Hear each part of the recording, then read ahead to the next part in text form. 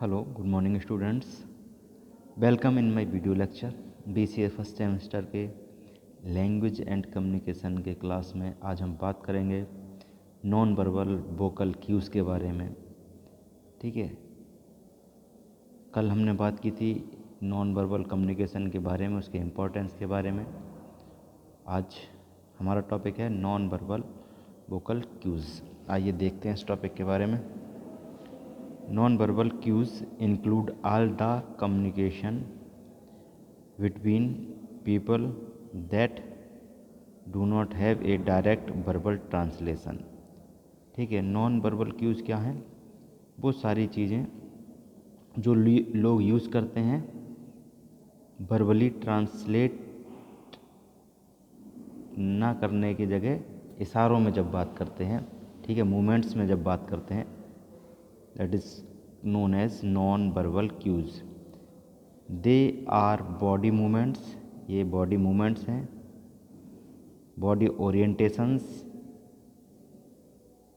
nuances of the voice, facial expressions, detail of dress and choice and movement of objects that communicate। ठीक है,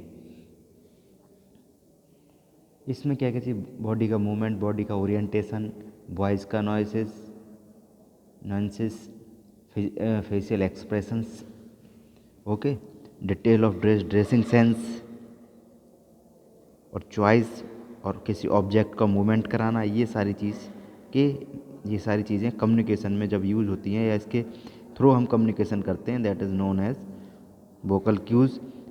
time and space can be also prescribed as having non-verbal cues। Simply put, non-verbal cues include all the way you present and express yourself। Non-verbal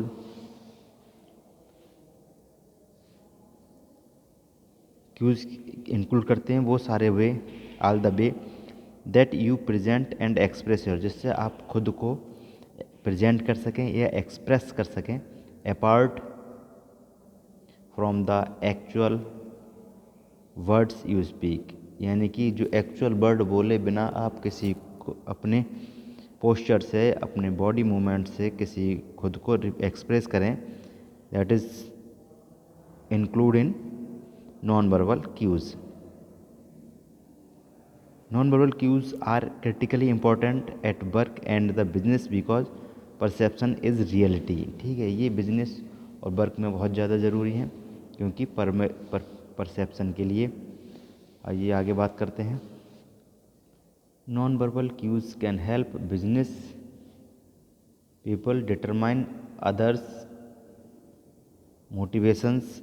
जो business people हैं उनके लिए non verbal queues बहुत फ़ायदे करते हैं, जिससे वो क्या करते हैं, पीपल डिटरमाइन करते हैं क्या, अदर्स मोटिवेशंस, दूसरों के motivations, and richness, depth and insight than they come and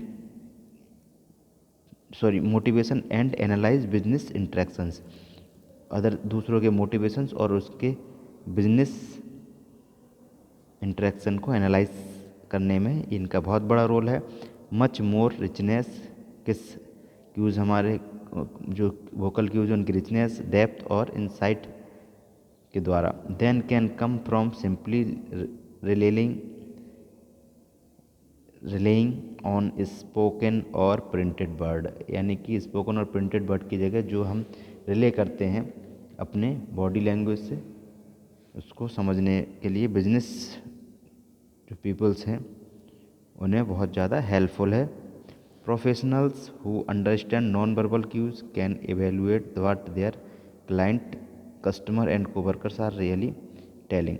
कुछ प्रोफेशनल जो नॉन वर्बल क्यूज़ को समझते हैं वो ये एवेलुएट कर सकते हैं इसके द्वारा कि आपका क्लाइंट है वो क्या क्या चाहता है, कस्टमर क्या चाहता है और कोवर्कर्स का क्या कहना चाह रहे हैं। ये सारे हम एवेल्यूएट कर सकते हैं नॉन वर्बल क्यूज़ की हेल्प से।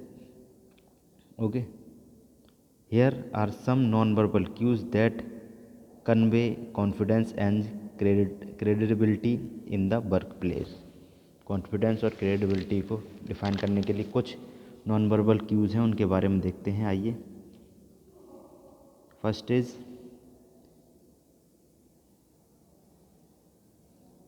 Good eye contact. ठीक है, जब भी हम किसी से बात करें, किसी से कम्युनिकेशन करें, ठीक है, तो हमारा आई कांटेक्ट एकदम अच्छा होना चाहिए, क्योंकि eye contact is your primary tool for establishing non verbal connection with other.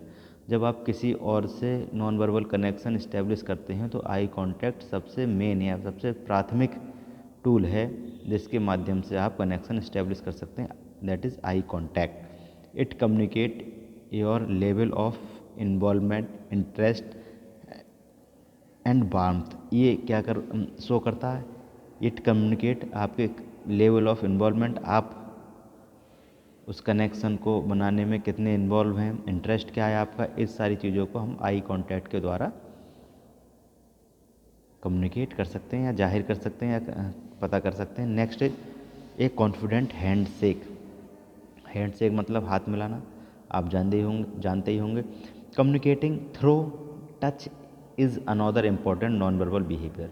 ठीक है, टच करके कम्युनिकेट करना एक अदर बिहेवियर है नॉन वर्बल कम्युनिकेशन का। Always put your hand out to shake hand. हमेशा अपने हाथों को बाहर रखें हाथ मिलाने के लिए। एक क्लासिकल गुड हैंड शेक और एक जो अच्छा हैंड शेक हो is one with full palm to palm contact. और जो अच्छा हैंड शेक होगा वो हमारे पाम टू पाम मतलब करीब कॉन्टैक्ट को बहुत रियल और पाम टू पाम बना सकता है। In business the hand shake is often the only appropriate expression to touch, so it is critical to have a good one. Business में क्या है कि हैंड शेक क्या एक प्रायः हाथ मिलाते हैं अप्रोप्रिएट अपने एक्सप्रेशन को शो करने के लिए। ठीक है, अब नेक्स्ट इज इफेक्टिव जेस्टर। बात करते हैं इफेक्टिव जेस्टर की। A gesture is any physical movement. Gesture क्या है? एक फिजिकल मूवमेंट है दैट हेल्प्स, क्या हेल्प करता है? एक्सप्रेस एन आइडिया, ओपिनियन और इमोशन। जो आपके आइडियाज़ को, ओपिनियन को और इमोशन को एक्सप्रेस करने में मदद करता है। ये कॉमन डिस्ट्रैक्टिंग मैनर, और इसमें कुछ कॉमन डिस्ट्रैक्टिंग मैनर्स भी आते हैं, जैसे क्या हमें नहीं करना है, कौन से जेस्टर हमें नहीं फॉलो करने चाहिए, उसके बारे में हमें भी ध्यान देना। तो इसमें कौन कौन से? सच एज फिंगर पॉइंटिंग, किसी पे उंगली उठाना। फिडगेटिंग यानी कि कह सकते हैं हम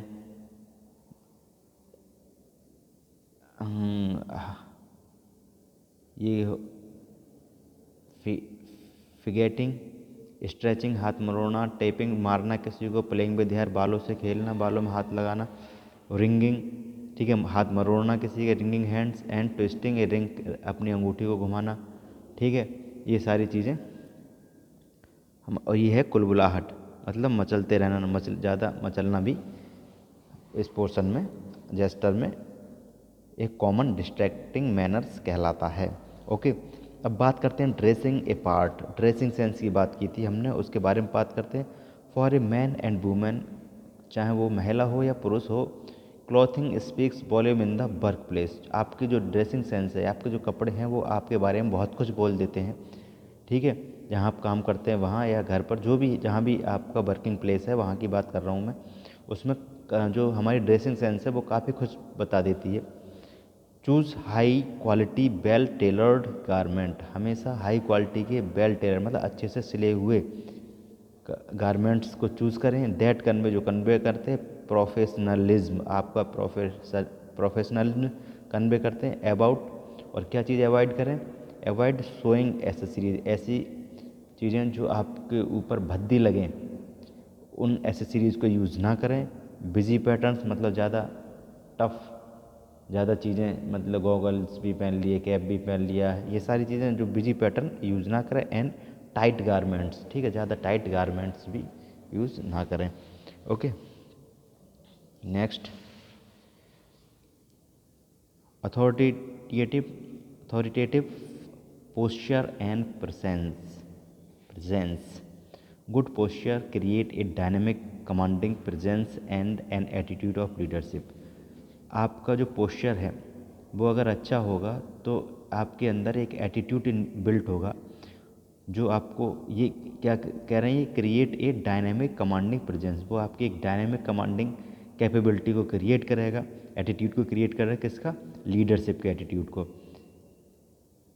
कन्वर्सली बैड पोस्चर, जो खराब पोस्चर होते हैं वो क्या करते हैं, signal to other that you lack of confidence.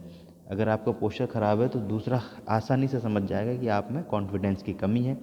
And how low self esteem and how low energy level, और आपका लो एनर्जी लेवल कितना लो है ये भी आपके पोस्चर से पता चलता है, या कितना हाई है ये आपके पोस्चर पर डिपेंड करता है। आपकी प्रेजेंस कैसी है, आपकी उपस्थिति कैसी है, ये आपके पोस्चर यानी कि खड़े होने का स्टाइल, बात करने का स्टाइल, इस पर डिपेंड करता है। Okay, next is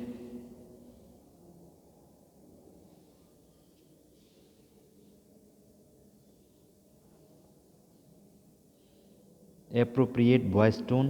voice tone में क्या है, ये नॉन वर्बल है, लेकिन यहाँ पर बात हो रही है separate from the actual word use, जो एक्चुअल वर्ड यूज़ करते हैं उसके सेपरेट बात हो रही है।